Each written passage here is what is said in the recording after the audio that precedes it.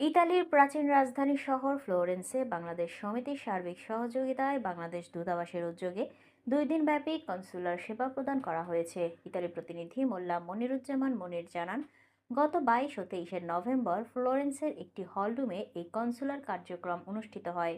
ফ্লোরেন্সের পার্শ্ববর্তী ভায়ানো, লাসপেসিয়া, পিজা এম্পোলি, প্রাতো আরেঞ্জা, পিস্তাইয়া সহ বিভিন্ন শহর থেকে প্রায় 6 শতাধিক প্রবাসী বাংলাদেশি এই সেবা গ্রহণ করতে উপস্থিত হন।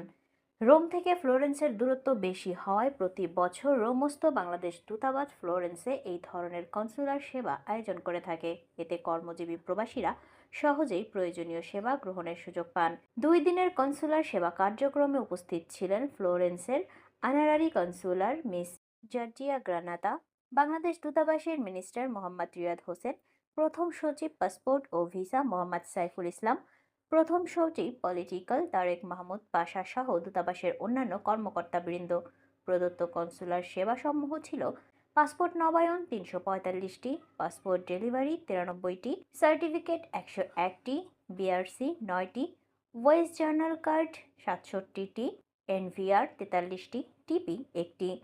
ফ্লোরেন্স বাংলাদেশ সমিতির সার্বিক সহযোগিতায় বিভিন্ন রাজনৈতিক আঞ্চলিক সংগঠনের নেতৃবৃন্দ এবং স্থানীয় ব্যবসায়ীরা শৃঙ্খলা রক্ষার দায়িত্ব পালন করেন।